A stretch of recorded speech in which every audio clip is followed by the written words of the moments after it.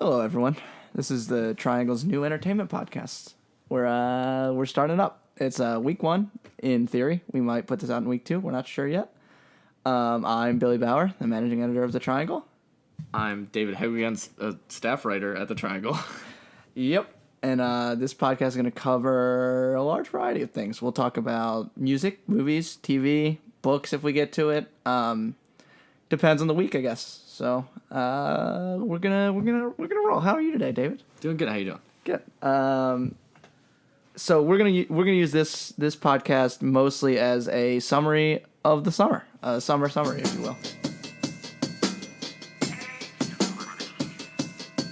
We are going to start with music, I think. How's that sound to you? I think that's where we should begin.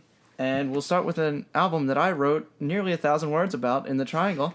Defending it, and I do not like it at all. So we're gonna start with "Views" by Drake. So this album came out in Google's. We should have had this.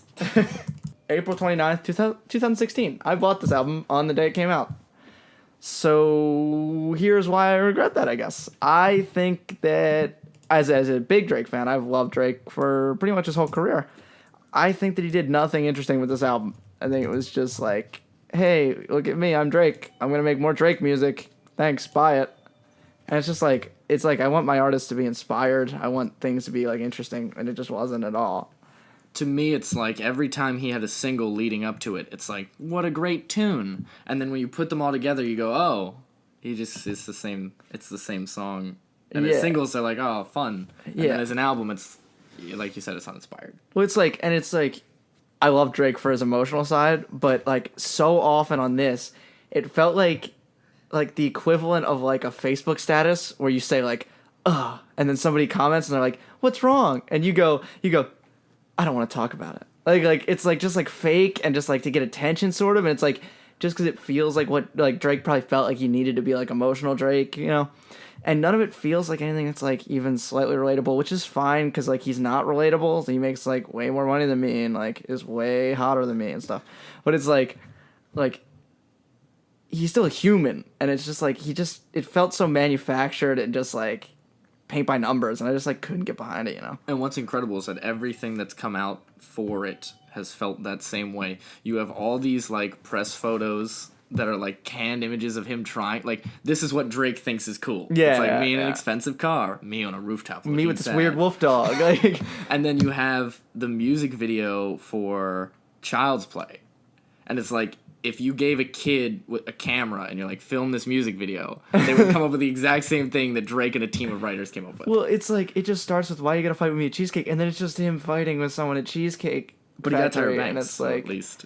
it's like you got that, I guess. But it's like, here's my thing. I've always loved Drake, and it was always like I was willing to put up with corniness in honor of like, Drake, I love you. But now it's like someone is like, it was always like Drake was like behind a curtain, like, haha, look at me, I'm so corny. But now it's like that whole curtain's just pulled back, and it's like I just see like everything he does. It's like, man, like couldn't you just be like a little less corny, like anything? I just can't do it, and it's just like I've listened to that album like maybe 5 times all summer, and I just like I don't care. And it's incredible because the first week it was out, you probably listened to it 5 times. Because when it came out, you didn't realize. You were kind of like in this honeymoon period with the album where everything's fun and new. Yeah. And then it slowly grew on you, and you realize there's no substance. There's nothing to carry it. Yeah, to make it memorable. It was just like sonically being carried to start. It was like, this is Drake. It's Drake music. And I also have the thing where like I don't like unfair expectations hurting people's like opinions on things. So like I thought Drake had unfair expectations. So that was kind of why I wrote that article. But it's like he did have like unfair expectations, and really like he didn't live up to the expectations, but they were too high. But it's like, what are you gonna do when the expectations are so high? I love Drake. Before this, I really think he's hurt by not having a ghostwriter. Yeah, I think it's. You can't say, oh, I don't need a ghostwriter. I don't have a ghostwriter. There's no ghostwriter, and then all of a sudden you're bad. Yeah, it's like you're saying something. And it's like everyone, like there was a ghostwriter, and it's like I think that it was like Drake, but it was like Drake without any of like the substance, and it's like fine, and people love it. People like if any of the songs come on in public, it's like I know every word to this, but it's like I don't care. It's like there are other albums that I actually care about. You know it because it's Drake. You don't know it because you like it. Yeah, it's like, yeah, and it's like disappointing because like Drake was up there for me. I really liked a lot of his albums. A lot of his music was good. Yeah, and it's now you have to detach this album. Now it's like I'm gonna just skip views. It does have one redeeming quality, which is the last verse of "Still Here" is like the only like, wow, that was fun part of it. I think. I thought you were gonna say the last verse of the album, which is even at the time when we first listened to it, we went, like, maybe we should go back. Yeah, we shouldn't listen to this anymore. Yeah, no, that's not great. All right, up next. Do you want to go straight into T-Lop? Let's go straight into T-Lop. Let's go straight from someone who can't meet expectations to someone who consistently meets expectations every time. And is wonderful and attractive. There it is. Kanye West and The Life of Pablo. We're going to see him on the Pablo tour twice. So twice. You know. So if you want to read a review of one of those times. Also, like that's going to clearly sway our opinion on this album is our love for Kanye. But I think that it's a weird thing. I think that it's such an interesting look into how releases are kind of judged. Is like the release felt messy. So like when people listen to the album, they were like looking for messy parts of it. And they're like, oh, this doesn't seem like it's right in this order. We should do it. It should be in another order or whatever. But I always thought it was like, nah, this is pretty good. Like this is like clearly how it would like maybe it was a little messy around the release, but it's like that's Kanye, you know, and it's like very difficult to as you become an artist like Kanye, where like his life is like some sort of weird surreal dream. It's like very difficult to make music that people care about and want to listen to, where it's like on a personal level. And I think that it's interesting. People will listen to Kanye just because he's Kanye, but I think that like he released another album that was full of like really, really good tracks that like even if the lyricism isn't like incredible, a lot of it is like it gets to the core of like who Kanye is, and I think that his life is now more superficial than it was, which is why the lyrics are such, you know. And what's a cool part of this album that I think is overlooked or sometimes missed is just that back half that's almost, I mean, he even says these are bonus tracks. This is the bonus joint, and it's just songs that maybe weren't going to make it. And if you judge the album like that, that's maybe not how you should look at it. But they're just fun songs that get on there, so you can get more music. It doesn't have to be this short form album. Yeah, I wish he had put bonus on it, just because like I think it would have been like, oh, everyone gets it now. But now it's like, yeah, it's really weird. It flows well until track 14, but then it's really weird after that. Yeah. And it's like, of course it is. They're all bonus tracks. But I was listening to Ultralight Beam today, and like I almost ascended. But also, I think that song would have been incredible as a closer. I think as like Wolves Into That would have been like really weird and crazy and like would have been a cool end. But what's cool is, I mean, I think this whole album spawns from his change from Yeezus, I'm mad at the world is too corporate, I hate it, to now is the family aspect. He became the family man, and this album opens with a child talking. Yeah. And it's like, there it is. There's like, this is why I'm different, and this is the album you're going to get. And he said, you know, it's going to be a gospel album, and here you have this amazing gospel track that's just takes over the whole first song. Yeah. And I think that it's interesting that he said, like, this is going to be a gospel album. It's not that gospel-y, but it is. I think that, and especially, like, version 2.0, where he added, like, extra choral backgrounds on, like, waves and FML, like, very good. And I think it's impressive that Kanye continues to change his style. In this one I think is less jarring than most of his, like, oh, new album. Jump to jump. Yeah. But I think this is, like, sort of it's like all of his styles in one, sort of, with like more leanings towards Yeezus just because of I think recency. But I think that it's really interesting to listen to, like, if you pick like one song from every album, it's like, how is that the same dude? It's such an incredible change. And even this album, like, it doesn't sound like anything else I've heard. Like, there are songs on some people's albums that sound like songs on The Life of Pablo, but not like the whole grouping, you know? Nothing sounds like FML that I've heard. Nothing sounds like Real Friends, really.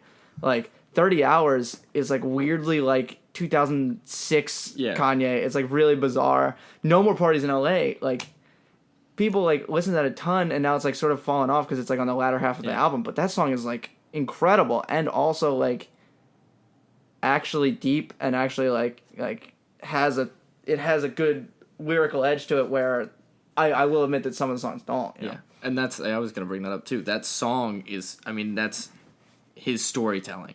Like the things he says is, this is what I'm dealing with in my life, and it's things you just don't think about. But it's like real problems that he has. And even though, like you said with Drake, he's unrelatable, Kanye's somehow still relatable, just in the way he poses these like life events of just talking to people. Well, I think it's also that Kanye, I think comparatively Drake has this like, look at me, I'm the best thing. The and young Kanye gun does kind too. of deal. Yeah, Kanye he does in like a way where he's covering up his insecurities. Yeah. And I think that everyone at their core like relates to a dude who's like secretly like, it's like like worried about things and stressed to talk to the public and stressed with all this stuff. And I think that the sort of disjointed matter that the album came out, and sort of like it is like song to song, like a little bit like weird with the changes.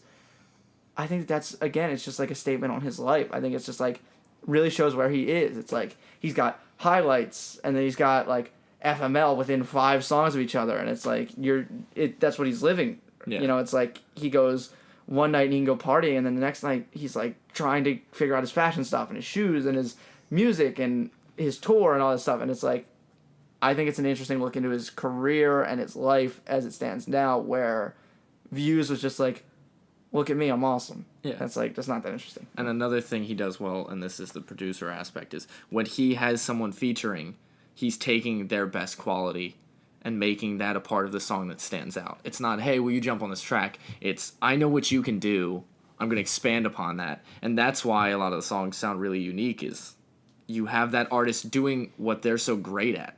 Yeah, it's like, have you ever heard, like, I've listened to Vic Mensa for a while. I've never heard him do anything even slightly similar to his verse on Wolves, and I think he got Chance's best verse that he's ever done, maybe. And, like, The Weeknd couldn't have been better used in FML. Like, it's, like, incredible. And then you look at a track like Waves that, when the album first came out, it was standout. I mean, it topped charts instantly. It was a song that wasn't even going to make it. It was a song that was like, oh, well, who knows? Yeah, It's like, it's so good. He has this back catalog of just incredible music, and it's just to him to pick and choose. Yeah, I think we could talk about Kanye for the next 3 3 years, but let's, we definitely have a problem. Let's move on to a similar artist that had the same transformation between albums. An album talking about something kind of negative, Family Man, something positive. Chance the Rapper, Coloring Book. I think what's interesting with Coloring Book is it exposed to me the way that rap fans think about the world and music as like a whole. I think a lot of rap fans prefer sad, like downtrodden rap because they sort of associate it with good. It's like, this is about negative things, so this is clearly deeper and means more. Where when Chance goes off about like how much he loves his life, it just doesn't mean as much, I think, is what people think, at least. And I think that they both have a lot of value in the world, and I think that it's an interesting thing that a lot of people are against Coloring Book because it's so positive and so upbeat. And I'm sure there are other reasons, such as like some of Chance's lyrics are less good. Like All Night is not like some sort of lyrical standout, where most of Chance's second mixtape, but his like blow up mixtape, they were like, every song was like hard hitting lyrically from start to finish. But I think that with an artist like Transformation, you kind of just change what you talk about. It's not like a worse thing or a better thing. How do you feel about that? Yeah, I agree. I mean, I think it's when we first heard that album, we're like, it's so different, it's incredible, and it was kind of listening through until you got to the reason why it was so different. And I mentioned it earlier. It's that he's just in a different place in his life, and he's so young that time gap seems way bigger for him. And it's just, when he put together a new album, it has such a different sound and such a positive sound that it's almost jarring. But it's not worse, it's different, yeah. Yeah, I think that that's true. And I think that it's a really interesting point in his life, too, is because he was what I've read about it in interviews and such is that he was in like a really bad place. He was in LA and like doing lots of drugs and like not able to like function creatively. And then he went back to Chicago and like rediscovered his love for the city and like just recorded the whole album in like 3 months. And it's like, it's just such an interesting look at where he stands as a person. He's just such a happy guy that's like really working for like better world. And it's like, it's nice to see a guy who, even though I'm not particularly religious, he lets that become such an important part of his life. It's just nice to see that, I think, you know? So there are 2 albums that really hit me hard this summer, where in terms of like indie stuff. And I got into a lot of punk this summer, but no like full albums really gripped me. Couple of songs. Fake ID by Joyce Manor is very good. But there were a couple of like indie rockish albums that David didn't quite get into as much as I did. But Whitney's Light Upon the Lake is like such an incredible album front to back. Every song is good. Every song, it has like a sort of a summery lightness and just like such a like pure rocky like indie rock like feel. And I think that they just did such a good job of composing these songs. There's a lot of like horns on some songs. There's a lot of great guitar work, and it's just like such a fun album to listen to. And I can't recommend it enough. And then maybe my favorite new to me, I guess, artist for the summer is Car Seat Headrest and Teens of Denial, which is like, Car Seat Headrest has been around for a while. He's got like 8 albums on Bandcamp. But there's such an incredible ability to make songs that are at times personal, but also have like such universal lyricism where it's like it just grips you. You just are like, wow, that means a lot to me, and you just can't help but sing it every time you hear it, you know. And I think that in having discussions with other people, I think in particular ex entertainment editor Shane O'Connor and I were talking about Courtney Barnett at one point and her lyrics, and I think it was Courtney Barnett, but I can't remember. But he made the point that he didn't love her lyricism because it was so personal and it didn't like apply universally. And I think that it's interesting that like I feel like Courtney Barnett is on one end of the spectrum where Car Seat Headrest is the other, where like the lyricism is about depression and it's about things that are happening to that band and Will Toledo, the frontman. But I think that they're said in such a universal like gripping way that it's a very accessible record, even though it's got like a kind of weird lo-fi rock sound. But I think that if you're into rock music, it's tough to not like it a lot. I think it was one of the better albums of the year. So that's my spiel on both of those albums. End of the summer came out Sunlit Youth by Local Natives, and I think it's interesting. That band had a 4-year break between albums, and they have a really unique sound with drums. They do unique drum stuff, and their lead vocalist has a really unique sound. And I think that this is like a really good like LA album. It's like if you think about LA, it's like there are a lot of movies that make you think of LA, like sort of Drive, with like the way that like the lights and stuff. It's like you get that feeling. It's the same thing with this. It feels like how I picture LA. So, you know, that's it's like a really nice return to form for them, and it's kind of a sonic departure. They switched from focusing mostly on the frontman's vocals to having other vocals, and have sort of switched up the instrumentation a little bit where it doesn't sound like the first 2 records, which is good. And I think that it's definitely worth a listen. Yeah, as someone who's never really listened to Local Natives before, I mean, this is something that I put on and listen to, I can't tell you how many times, just in a row. Just, you put it on in the background, and you just lose yourself in this album. It's so, start to finish, it grabs you and makes you want to listen, like, continuously. And it's, if you haven't listened to them before, I definitely recommend it as someone who's just found them. So, favorite album of the summer for me, Teens of Denial, Car Seat Headrest, but close second would be Malibu by Anderson .Paak. Would also recommend that. But David's got a different one. So I've got another 4-year gap for an artist. Not only a 4-year gap, but a 1 year just off the grid for this artist. We're talking about Frank Ocean.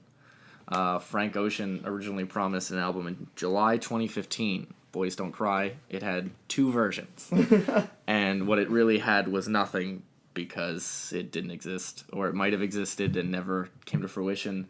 And then the summer 2016 comes around. Rumors are everywhere about this album. Suddenly, we have an hour-long visual called Endless, which is filled with incredible tracks that unfortunately you'll only ever hear in the visual. And then 2 weeks after, you have Blonde, and Blonde it's everything that you expect out of Frank and nothing that you would expect after hearing Channel Orange. I mean, it's so different, and it's just a man clearly just sitting down and writing songs about what his life is.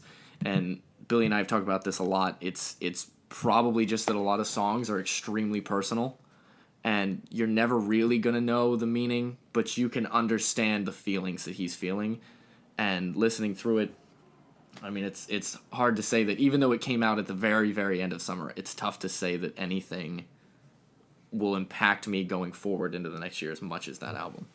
I agree. I think that it's also interesting in a way because of how it's done. It's so like when an artist has a lot of expectations, sometimes they can go really safe with it, like views. And I think that it's such an interesting thing that like he completely got rid of like all of like the background drums, and it's like on multiple songs he kind of uses a softish electric guitar as drums, and there's songs where he explicitly talks about being gay, and I think it's such an important and interesting album right now because you have all these people that are R&B rap fans that like might not be that into like gay rights, and you're just listening to this guy who's like clearly being very straightforward about being at least bisexual. And there's a song about going to a gay bar, and there's a lot of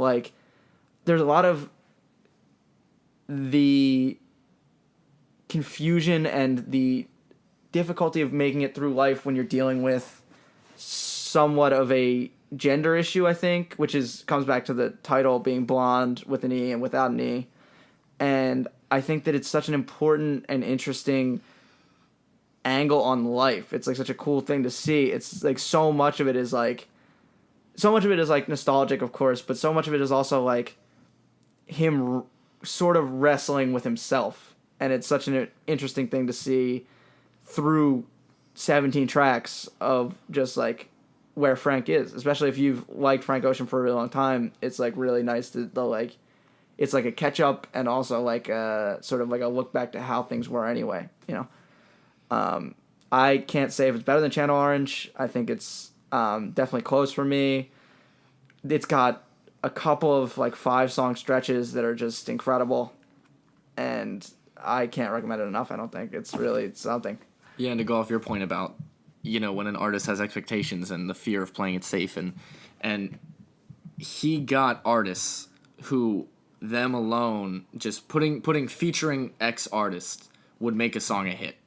You have Beyonce, you have Kendrick, and you have Andre 3000, and you have no feature list. You just have background vocals for most of them. I mean, Andre has an entire song. And it's like a minute and 50 seconds long. And you wouldn't even know it was him. Well, I mean, if you know his voice, you know it's him, but you don't know just looking at the track list. I mean, it's just an incredible way to put an album that is distinctly Frank Ocean. There is no one else touching this. It's Frank Ocean's vision from start to finish, and it's definitely what he wanted, and he wasn't going to let anyone change his mind. So, summer movies, pretty disappointing. I didn't feel the need to get drawn to go out to see very many movies, and the ones I did see, I was mostly impressed with ones that I saw in smaller theaters, I think. Biggest deal with this summer was superhero movies, as will be pretty much every summer until we all die. So this year we had a series of superhero movies, some good, some bad. We'll start with Batman vs. Superman, I guess. Batman vs. Superman was like not good. Seemed like it was close. Really seemed like it could have been like an acceptably good movie, I think. I mean, you're talking to someone here who I was watching live the day they announced it in 2013. I remember it vividly. And I mean, for 3 years I waited around and was like, "This is it. This is gonna be the greatest movie ever. Too big to fail. It is the Titanic of movies. It'll be great." I was like, my dude, it's not gonna be good. I'm sorry. And you have a phenomenal actor in Ben Affleck as Batman, a character who will absolutely fill seats, even if it's just a movie of Batman sitting in a chair. Like, you will fill seats because his name is on it, and you're following Henry Cavill's Man of Steel, a movie that got mixed reviews at best. Like, really? Okay. Some people like it. Looking back, I think if a lot of people gave it a second chance, I think they would like it, but it's weird. It's a weird movie. The whole franchise is weird. Everything is weird. And what's interesting about this movie is I think everyone walks away with the same problem, is there's no real plot. There's nothing going on. It's 3 hours of just kind of confusing plot setup. I went into this movie for the second time with a group of people who had never seen or read comics. And I found myself explaining nearly every plot detail because you just wouldn't know. If you don't know the full history of these characters, you're confused. And it's like, you can't write a movie like that. I mean, I'm actually fine with writing a movie like that. I think it's fine if it's like that. If that's how you think that you can tell your story the best, do that.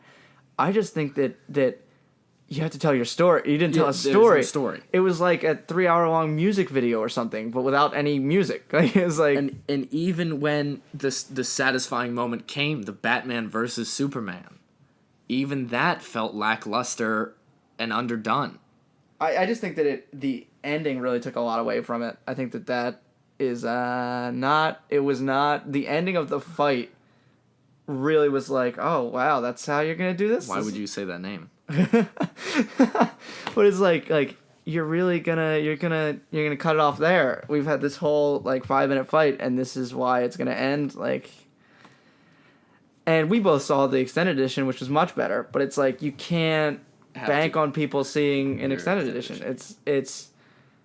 It's going to be tough. I think that DC's got a long road ahead of them, and it's going to be tough because I really, really think that Zack Snyder can't make movies. Well, I don't completely agree, but we're gonna roll with this DC thing, and we're gonna move into Suicide Squad.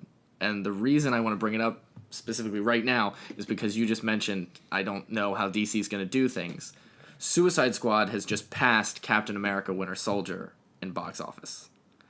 That is one of their best movies in theaters as far as box office, and Suicide Squad has just surpassed it as a movie that is universally considered underwritten, not that entertaining, and just a weird use of characters.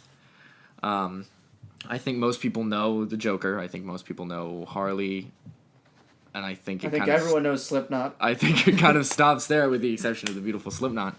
Now I'm not going to go with the spoiler alert. So Look, just go for it. I mean, look, we might go into spoilers here.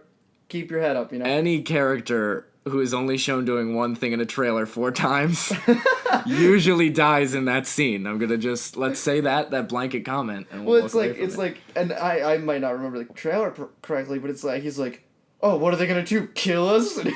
That is exactly what he does.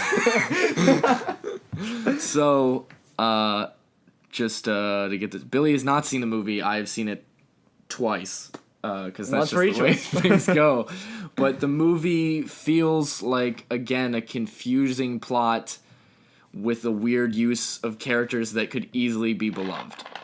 I mean, you have Margot Robbie and Will Smith, who some people are going to argue are pools to a movie. I would argue otherwise based on the performance of Focus, which came out in 2015, and no one but I saw. But how was that? I liked it. Any movie about a con man's a movie for me. But you have Margot Robbie who's a character who could carry a speech and could really motivate this team. Her longest line, I believe, was a total of 15 words. Really? It was not anything. And you have Will Smith giving 3 separate speeches. Wow, I didn't know that. That makes sense, I guess. But it is just such a weird way to write this movie, especially because Margot Robbie can carry on. Will Smith has not shown that he can perform in the box office. Yeah. And that's just a fact. I Yeah, I mean, I love think you're Will Smith. forgetting Independence Day, but yeah. That was 20 years ago. Yeah, and it was great, Okay, all right? okay, that's not wrong. So yeah, it's just a strange movie with strange witch dancing. That's how we're gonna leave it. Wow, I think I want to see it more now, actually. So Deadpool? we can move into Deadpool. Deadpool's probably the only superhero movie this year that I think anyone left enjoying. Ah, Civil War.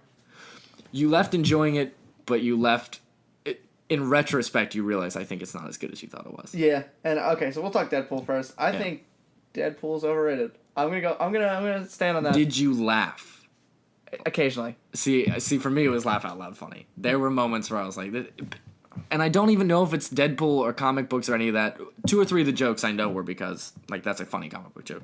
But most of the humor comes from, like, Ryan Reynolds being himself. Yeah. Like, it's very little of a character there.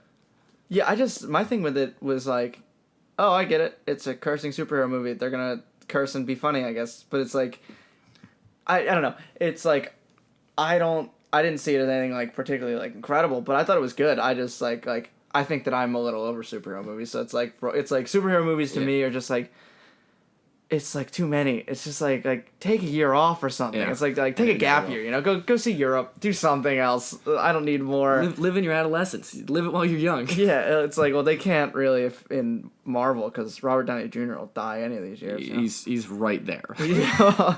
Well, like with all the drugs he did, probably The youngest old man alive. But yeah, I just like with Deadpool, I thought it was good. I like Ryan Reynolds a lot. I thought it was a little bit like, look at us for cursing, but that's just me, I think. What's maybe a testament to what you're saying is it's the only superhero movie I didn't see twice. Yeah. And I think that's because I knew the jokes worked and I knew it was funny when I saw it, but I think if I saw it again, I'd feel fatigue. Yeah, I think you'd be like, oh, okay. It's like Yeah. I just felt it tried to be edgy and it was a little much, you know. Yeah. But I thought it was good. I don't have like any strong feelings on it really. It was probably the one I enjoyed the most this year, if I'm being real. But I didn't even see Suicide Squad, so that shows how much dedication I have. None. You're here on a movie podcast, so seeing no movies. That's fine. I saw more movies than you.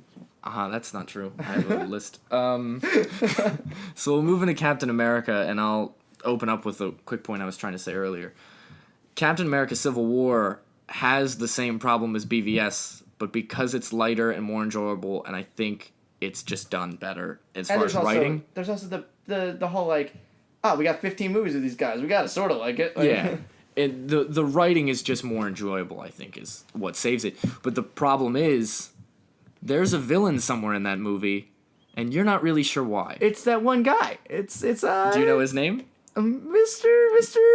Bad Plan. Mr. Bad Plan. Mr. Bad Plan had the same, and what's funny is he has the same bad plan as Lex Luthor in BVS. The plan is, I'm going to make these two people fight in a room. Yeah. It's the exact plot. Yeah, that's actually true. It works a little better just because there's a million characters. I mean, they put Spider-Man in the movie. Yeah. I'll see anything with Spider-Man. Yeah, that's true. Well, I also think that it might be, it worked a little bit. I thought it was, like, kind of clever. More than just being another superhero movie, I thought it was clever that it subverted our expectations of a villain having a villain plan. He was just like, I hate you guys. Like, why don't you kill each other? Like, and that's cool. That's like, I like that. I was like, oh, wow, I wasn't expecting that, you know? But it's like, and spoiler alert, no one dies. True. Okay, yeah. Yeah. Someone gets hurt real bad. Sort of. Then he's fine later. Yeah, but he's mad about it. Okay. It's like I need someone to die. And like I like looking at Thor. I'd like to not have him die. He's on the chopping block. So he's right. He's next. He is in a movie titled after the story of Thor dying. Ooh, yeah, not great. Coming up. But yeah, it's like you have to have stakes in things. It's like if it's another movie where there's like, oh no, millions of people could die. Oh hey, how about we save them all? And then they just do it. It's like, I get that that's a comic thing, but it comes back to my like disillusionment with the whole thing. It's like you're not putting any stakes. You're not doing anything really creative with it. You're not taking any risks. It's like you're just like one safe movie after one safe movie, and they're all goodish. But it's like your jokes are getting a little old, and you're just not doing anything like that impressive. I I thought that Winter Soldier was really good. I thought that was a really good like spy-ish movie. But that's what I want. I want like genre superhero movies would be dope. I think, and that's something I think Marvel might never attain, just because of their play it safe, make some people happy kind of routine. It's working for them. It is, so why change it? They keep saying this one's the one to change it all, and it's like Guardians of the Galaxy is the same formula. It's just like in space. Yeah. It's like now we're in space. Like I mean, they literally took the joke of just put it in space. and just did it. So now I think we'll talk about our least favorite superhero movie, and then we'll be done with this for the summer. Least favorite. X-Men Apocalypse. Oh boy, I forgot that existed. I know you did. I know I you put that did. on my brain. It's got Oscar Isaac killing people with sand, which was cool. He learns from a TV. Yeah, I mean That's there's like some visits to Auschwitz, I think, and that's all I remember from the whole movie. Oh, there's like a scene with like some swirly stuff, and Phoenix can be real. Birds get really mad at one point. Yeah, Birds get like super angry. Yeah, but it's okay because they kill that character. Yeah, that's fine. You want a character to die? Here, meet this beautiful child for 3 minutes, and they're gone. Yeah. It was just so like, I loved the other one. Days of Future Past. Days of Future Past. Days of Future Past is like one of my go-to, like, I want to watch an action movie right now. Those two movies, here's what they did. They became X-Men 1 and 2 again. It's like, this is fun. We're putting a team together. Let's do it. And then you get to the third one, and they're like, world-ending proportions. The X-Men worked because you have 6 or 7 characters you love. You just love these characters, and you want to see what they're doing, and they're having a good time, but they're also saving the day. But the saving the day is secondary. In this movie, it's again disjointed. You're swapping back and forth between 5 characters you've never met. You have this plot of an Egyptian mutant who's here to kill people with sand. He's a god. Thank you. He then picks stuff up in possibly the summer's worst CGI moments. Yeah. I mean, just unbelievably terrible background CGI in that scene. Yeah. And it all ends with a lead into another movie. Yep. And that's about it. There's some metal flying around a lot of the time. I literally can't tell you a single other thing about that movie. I saw it like not that long ago. Yeah. And it just like wasn't interesting the whole time. And seriously, Apocalypse learns from a TV. Would you like to recreate that moment? Would you like to... I'm learning. There it is. And that is a direct quote. That is not someone making fun of something.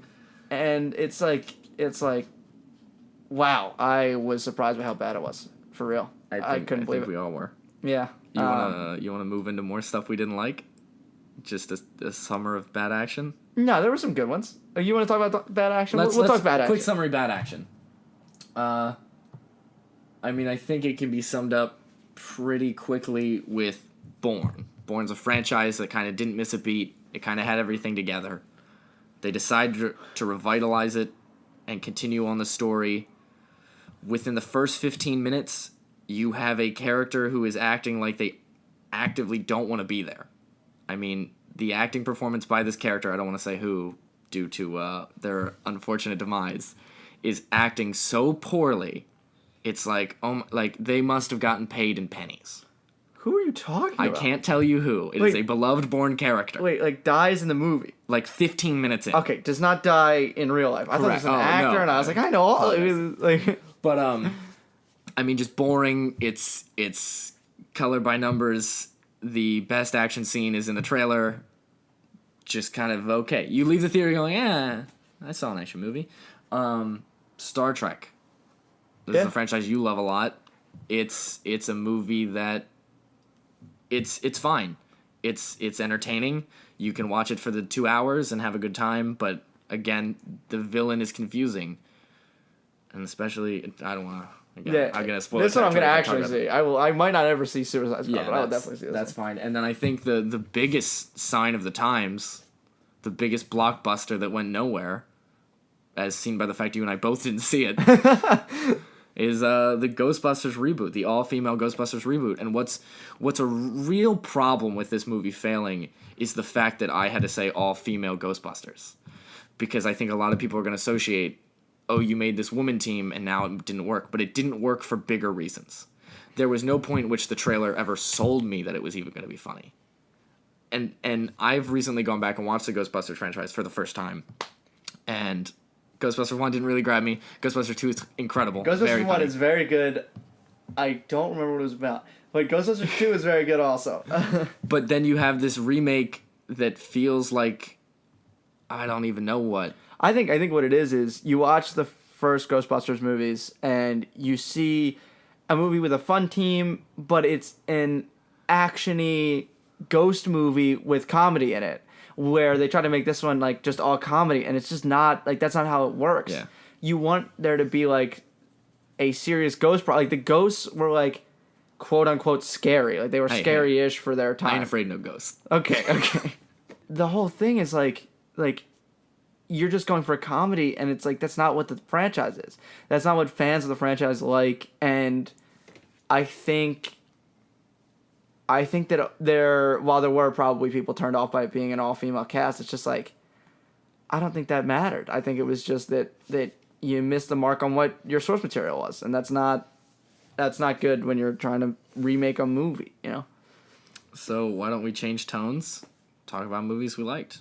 All right, let's do Don't Breathe, I guess? We can do Don't Breathe. Don't Breathe. We just recently saw this. It's a thriller horror movie. It's about 3 teenage young adultish people who break into a home in Detroit, and they try to steal what they think is like $200,000 from the owner, and it turns out the owner is like a little different than what they thought. He is blind, but not incapable. So and things go down when he realizes they're in the room, or they're in the building. And I think that the movie was good. It was enjoyable. I liked it more than you did, I think. But I really think that there were a couple points where, like, you kind of missed it. Like, you could have gone farther with it, you know? It's in Detroit, so, like, the idea is that this house is in an area where no one lives, where it's, like, an abandoned block.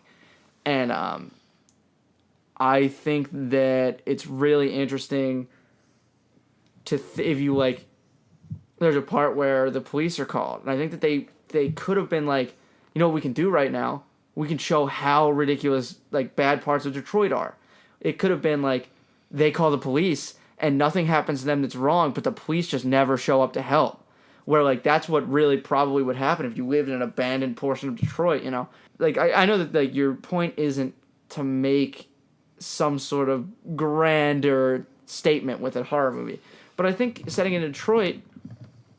you're doing that for a reason. It's like, besides the obvious, like, wow, look at how creepy this place is. It's all abandoned. It's like you're missing. You're doing it for a reason. You might as well go for the point, you know. Well, I didn't really think of it that way as much, but now that you mention it, I mean, the whole plot of the movie is we need to get out. This place is terrible. I have a child. I need to start a better future. They're not robbing this guy because, we're maniacal people. They're robbing this guy because she's trying to leave because there's a kid involved. And they're trying to make a better life.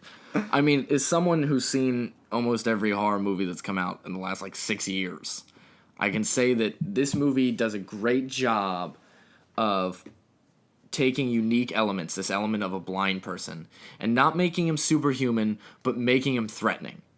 You know, his just incredible strength, sets him apart from everybody else who's just a normal human amount of strong. I mean, he is, crazy strong. Not inhuman strong, but crazy strong, so that even though he's blind when he's in some kind of grapple situation, there's still tension because he's just so strong. And then you have scenes where things just start changing on you. And at one point in the movie, everything's going to plan, and then all of a sudden, the plot almost changes. Well, let's talk about the reveal. We won't mention the reveal explicitly, but there's, 2/3 through the movie? Yeah. There's a real reveal that, throughout the whole movie, you kind of sit there and you're, wondering which side you should take. It's this guy's just a guy, they broke into his place, but you can tell that, he's, kind of, crazy and, aggressive, and, he's doing things that, make you kind of against him. He definitely has his dark secrets that are not something you would cheer for in a character. Yeah, and then, but it's and you sort of like these robbers. You sympathize with them, you know? Yes. And there's a point where it switches and it really gets dark and weird. And it's a really good plot element, I think. I think it really shocks you and it really puts you in that, like, wow, I can't believe that happened thing, which is, like, something that I love in movies because I see enough movies where I'm usually like, oh, okay, I've seen that I saw that coming. And it's you don't see it coming. And it's the crazy thing is the Thursday before it came out, they were playing an ad everywhere that said, "You won't believe the twist everyone is talking about." And I was borderline upset because I said to myself, I'm going to figure this twist. There's no way that I'll get through this movie and be shocked. You will absolutely be shocked. If you like horror, suspense, thriller in the slightest, you'll pretty much enjoy the movie the whole way through. And the reason he mentioned me not liking it as much, it's just because at the ending, there's pretty much two ways you can end it. You know, one side wins versus the other. And we just took different opinions on who we thought should have won. And that's why the ending wasn't as satisfactory for me. Yeah, and it's like kind of like one of us likes a happy ending or like it resolving in one happier way, and the other one would have loved it to end in a darker way, you know. So it's like it just kind of shielded how we felt about it. Okay, so another movie we saw together was The Lobster, which is a movie from this year that we both saw over the summer, and it's like a dark comedy ish.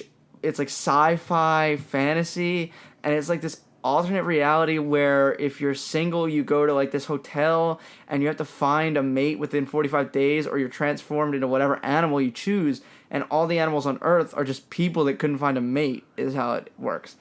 And it's like darkly hilarious. There's like a bunch of really ridiculous scenes, and it takes such a weird look at like romance and like how we view each other. And despite them putting this like arbitrary 45-day limit, it never really gets to like some like absolute absurdity in dating. It's just like kind of weird people, you know. It's like this alternate reality where people are weird. It's not like normal people being pushed to their limits. But it's funny because a lot of what we consider weird is sort of just a pure version of what people do in romantic situations anyway. So it's like trying to get someone to dance is like a really weird way that they do it, but it's like it's kind of just like a if you take away some of the restrictions that human beings have personality wise, that's what we would do. And it was like a really interesting look at dating, and then it took a weird shift in the middle, and I liked it, but it was like it's like not the movie you think it's gonna be for the whole time, and it's really good. Go for it. If I toss in my few comments, I mean, you mentioned it's dark comedy. It is dark. It is not something you go into like, I'm gonna have a good time. Well, don't take a date. Don't take a date. Don't take a date. Take a friend who likes just the weirdest nonsense. Yeah, yep. You have to fully prepare yourself because, I mean, we went in going, okay, we know the gist of this movie. Yeah. That movie ends about halfway through. Yep. The movie you go to see ends and a new movie begins, and you're suddenly just sitting through it, and you're like living this really dark world. It's just like weird and like and things are happening. And you're almost still surprised every time something happens, even though it's completely within this universe. To the characters alive, nothing is weird. But to you watching, everything is weird. Yeah, yep. And there's a few standout scenes where the framing is just beautiful. And you're looking at this scene thinking, what am I watching? Yep.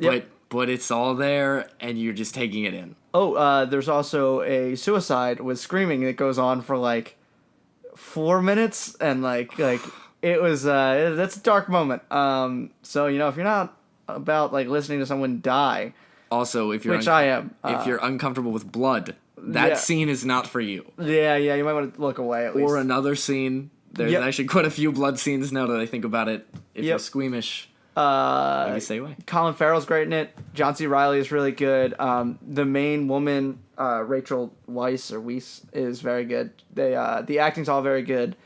I'm looking at the IMDb page right now, and people who like this also liked Her, and I didn't really think about that, but it's like sort of like a weird sci-fi. Yeah. Like Her was like sci-fi, but like weird, like really sci-fi alternate reality version of Her, kind of. It's like that kind of weird people, you know? What both these movies are there is a movie happening in a weird sci-fi fantasy world, but that's not the point. The point is, if you jumped into this everyday life in this weird world, this is what you would see. It wouldn't be weird. Characters wouldn't be freaking out all the time. They'd just be living.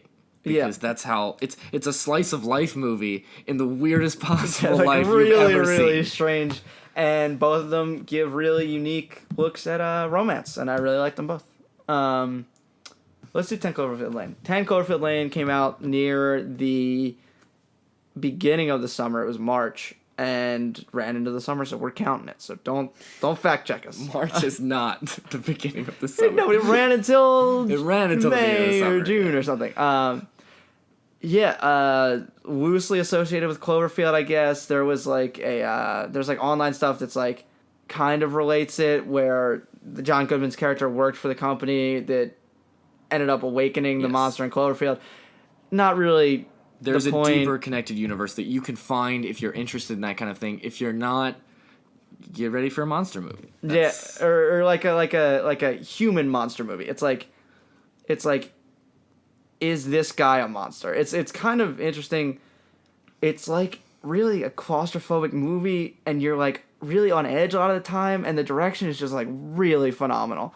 It's like some of the best like thriller direction I've seen in years. It really like there are a couple of scenes where it's like you don't know, like your heart like stops beating. You're just sitting there and you're like, what is happening? It's really, really great. John Goodman is really, really good in it. He plays that switching personalities guy like really, really well. I can't say enough about it. Thinking about it now, what makes that movie so good at what it is, this suspense, because the whole time you're this character who doesn't know anything, and you're just trying to make your mind up. And there's a few points where you're pretty certain one thing is true, and then you keep flip-flopping.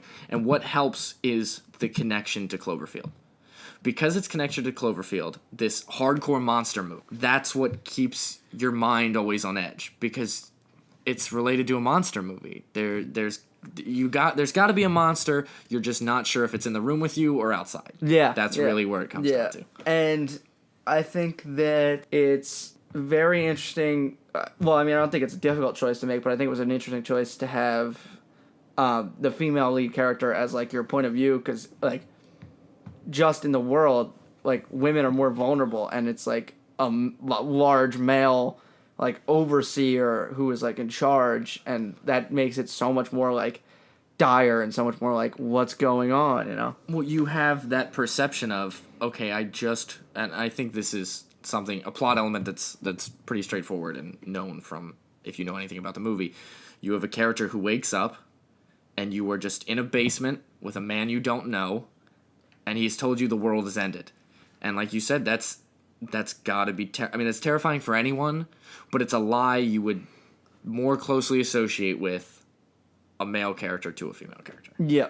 And I think that it's just like if you like thrillers, like, and you have to choose between Don't Breathe and 10 Cloverfield Lane, 10 Cloverfield Lane. Oh my goodness. 10 Cloverfield Lane, looking back at this year, beyond the summer because you've screwed us, is definitely a standout that I think is a sleeper a lot of people probably missed. Yeah, I think it's a really, like, it's like a quiet standout for me. All right, let's do favorite movie scene this summer. Do a quick favorite. Mine's a tie between two. The Nice Guys and The Jungle Book. If you're a fan at all of The Jungle Book, I think this is a must movie. It doesn't matter age. If you even remember Jungle Book slightly, this movie is incredible. It really takes what makes The Jungle Book cool and makes it look great. And it's just enjoyable and fun, and there's nothing really else to it. With The Nice Guys, if you like Russell Crowe and Ryan Gosling, which I will see anything that Ryan is in, that's pretty much my stance on movies. It's great. It's two characters who for most of the movie are pretty much just being themselves, or what it feels like. It feels very natural. It's natural comedy. If you peeped in on like Two Private Eyes who are kind of kooky, it's pretty much them. It's not that this is a comedy in the sense that, oh, we're making absurd jokes all the time. This is a comedy in like these are two just really kind of off guys trying to like solve something very important. and that's where the comedy comes from. And I think I think most people will enjoy the movie start to finish. Cool. I saw a couple too. I liked Hunt for the Wilder People a lot. It's like an Australian indie movie. It's funny and it's cute and it's got like real heart that like means something rather than being like superficial, and it's got really likable characters, and it's just like really silly, and it's just a great movie experience. And then I also got into a little bit of Woody Allen this summer, and I really like Midnight in Paris, which is like, for some it'll seem like a little bit of a, just like, oh hey, look at all these artists we can fit into this movie, you know? But I really thought that it was interesting and good, and I thought that it wasn't anything like truly phenomenal, but I really liked it a lot.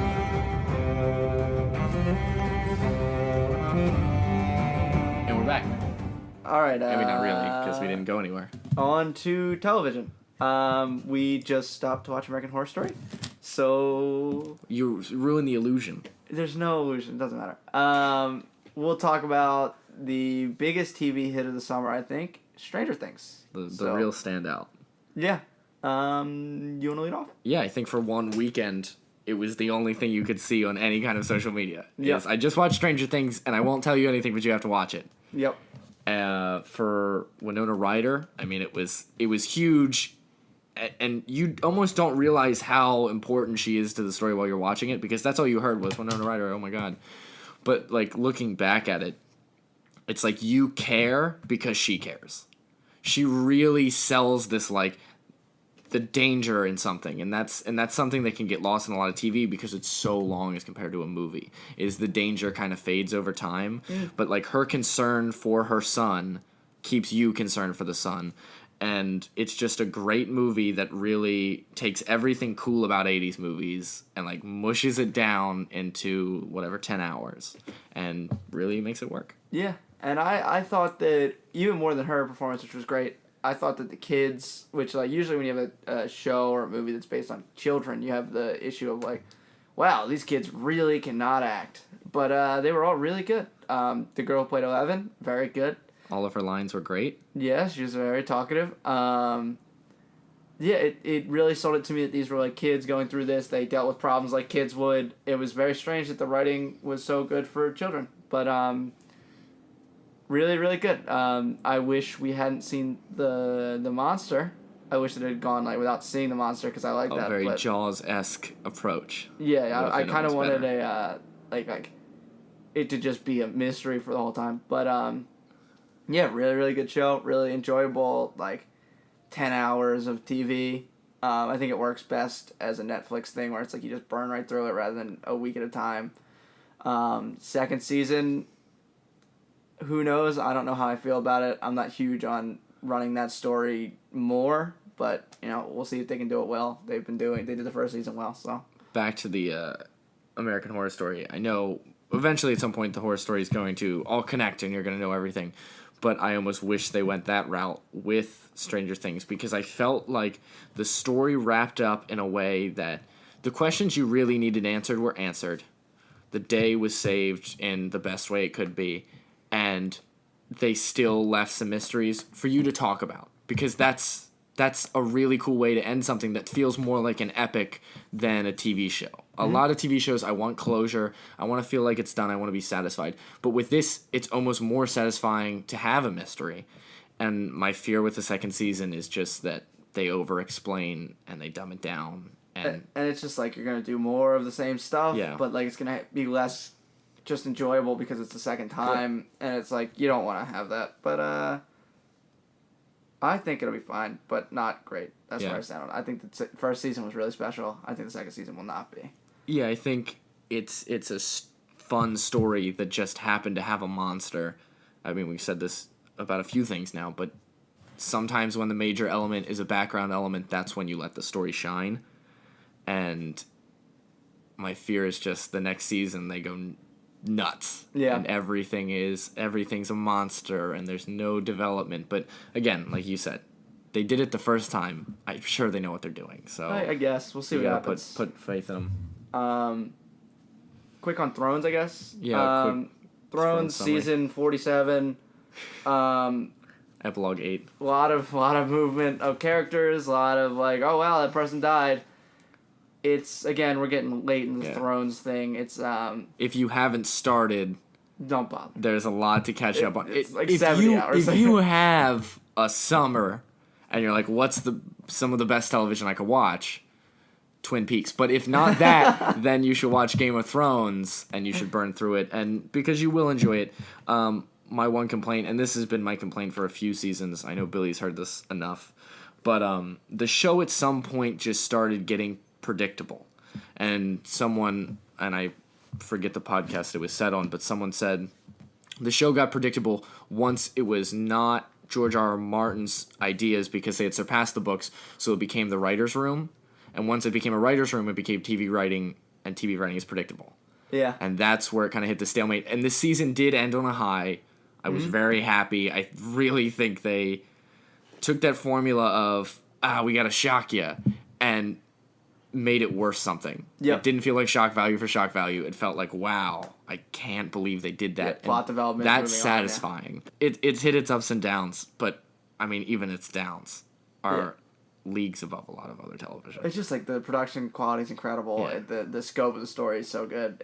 I'll be in forever. But I think that it does have a little bit of like the Breaking Bad syndrome where you reach a certain point in popularity of a very big TV show where you just kind of become fan servicey, and it becomes like a lot of like, oh, they'll like this, let's do this, and you kind of lose grip on like characterization and stuff. But I think they'll be fine. They're just a little bit like that. I thought that seasons like 4 and 5 of Breaking Bad had that a lot. I'm gonna be surprised if Thrones does it like to that extent, but you can see it a little bit. I think it'll be fine. I like this season enough. It's just like, I think Thrones seasons are better digested as a full, as like a 10 episode run that you just get through like in one day or whatever.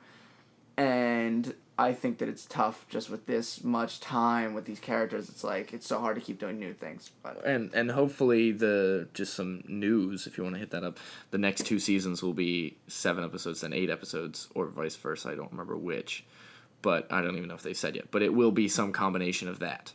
And condensing it might help it feel like it's moving along. Like, okay, we're really speeding things along and characters are getting where they need to go, because maybe the walkers will actually be an issue. I don't know why they would be. They seem very unimportant. Now, I don't know if you want to jump to this at all, but something that season 1 was great. Season 2 comes along. We weren't such fans of it. Talking about Mr. Robot. Yeah, I'm still struggling to get through Mr. Robot season 2. I think that the first season was really like one of the better seasons of TV I've seen in a very long time. And I think that what happened was you ended season 1 on such a huge climax that they made the first 5 or 6 episodes of season 2 just falling action. And falling action's great when it happens in the same like sort of scope as the climax, but the climax was like 1 or 2 episodes, and now you got 6 episodes of falling action where it's like, I just don't care. It's like, it's slow, and I really I love some of the new characters that they've added.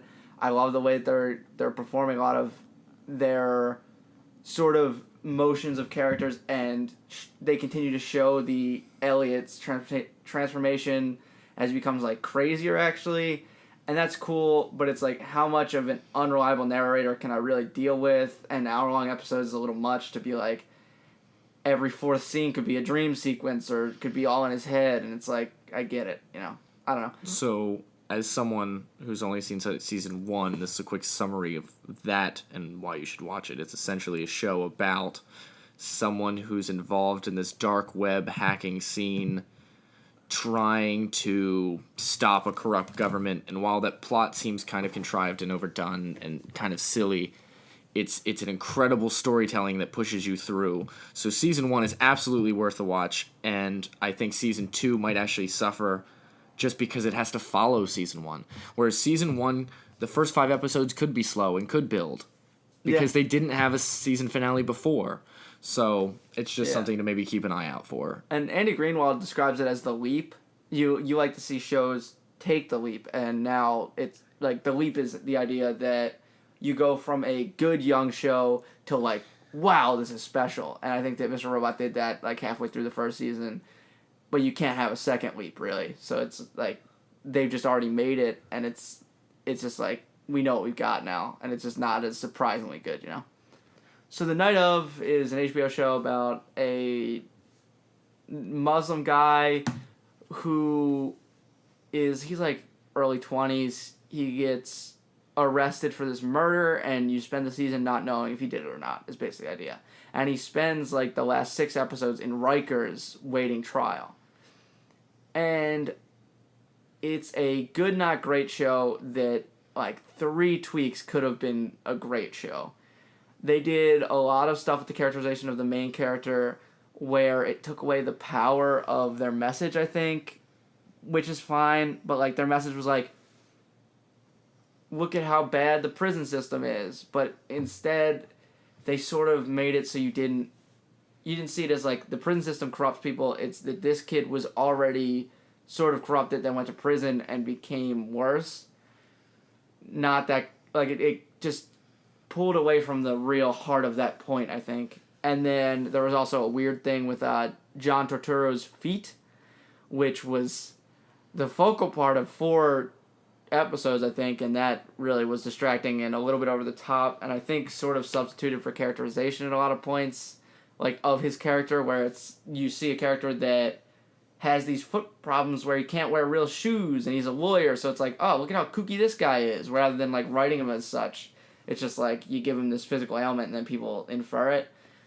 It just seems like kind of lazy writing and kind of uncomfortable to watch. But that's all I have on that. I think it's good. I think you should watch it. I just also think that there are a lot of small things that I would have changed that would have made it a better show overall.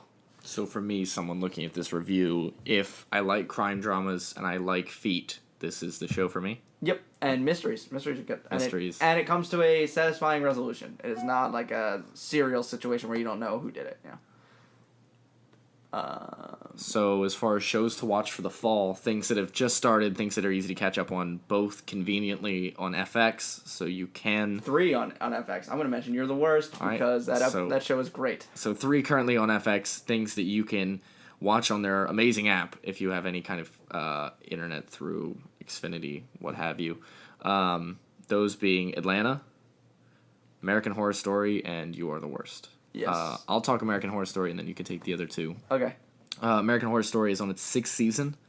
If you haven't seen any of the other seasons, it's not a real problem.